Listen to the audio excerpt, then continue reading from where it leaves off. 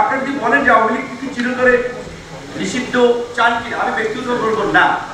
আমি আন্তর্জাতিক অপরাধ ট্রাইব্যুনালের খসড়াইনে যে ধারাটি হচ্ছে যে 10 বছরের জন্য নিষিদ্ধ, আমি মনে করি 10 বছরের জন্য নিষিদ্ধ করা দরকার। চিরতরে যদি নিষিদ্ধ করেন আওয়ামী লীগ নতুন রূপে ইন্ডিয়ান পৃষ্ঠপোষকতা, এই দেশের যারা ইন্ডিয়ান এজেন্ট সহ আরো অন্যান্য পারিপার্শ্বিক শক্তিগুলো আছে তাদের পৃষ্ঠপোষকতা আপনি কালকে নিষিদ্ধ করবেন, 2 বছরের মধ্যে তারা আরেকটা ভাইব্রেন্ট শক্তিশালী দল হয়ে আপনার ফিরে আসবে। কারণ তাদের অন্তত 2-4 হাজার মানুষ আছে যারা হাজার কোটি টাকার মালিক। একজন টাকাওয়ালাই কালো টাকা কেউ গ্রেপ্তার হয়েছে?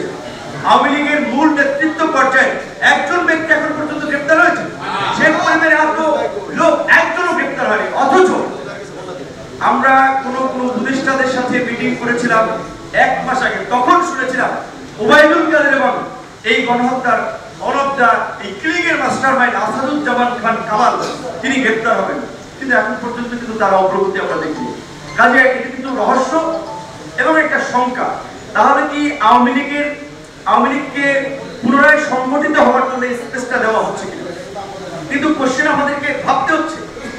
দিল্লি সহ পার্শ্ববর্তী দেশে যে সমস্ত শীর্ষ সন্ত্রাসীরা পলাতক ছিল ঢাকায় ঢুকেছে, জেলখানা থেকে শীর্ষ সন্ত্রাসীরা মুক্তি পেয়েছে।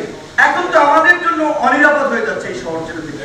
কারণ আমরা যে সন্ত্রাসীদের বিরুদ্ধে কথা বলছি, আওয়ামী লীগকে বিচারের মুখোমুখি করার জন্য কথা বলছি, এখন তো যদি তাদেরকে গ্রেপ্তার না করা হয়, তাদের বিরুদ্ধে যদি শাস্তিমূলক পদক্ষেপ না নেওয়া হয়, তাহলে আমাদের লাইফ এখানে অনিশ্চিত হয়ে যাচ্ছে।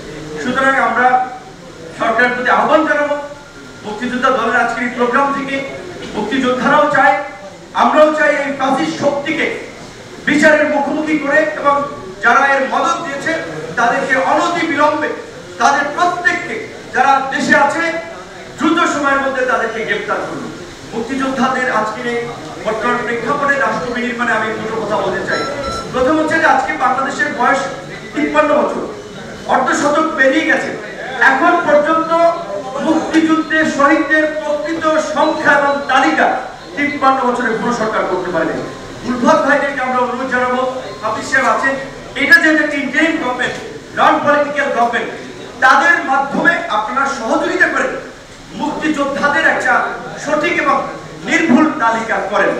একই সাথে এই যে ভুয়া মুক্তিযোদ্ধা হিসেবে যারা বেনিফিশিয়ারি হচ্ছে তাদেরকে চিহ্নিত করে সঠিক মুক্তিযোদ্ধাদের উপযুক্ত সম্মান যারা এখন অবহেলিত বঞ্চিত সেটি আপনারা নিশ্চিত করেন। মুক্তিযুদ্ধের যে আকাঙ্ক্ষা ছিল যে বৈষম্যহীন গণতান্ত্রিক মানবিক বাংলাদেশ বিনির্মাণ করা, যেখানে সাম্য, মানবিক মর্যাদা, সামাজিক সুবিচার থাকে,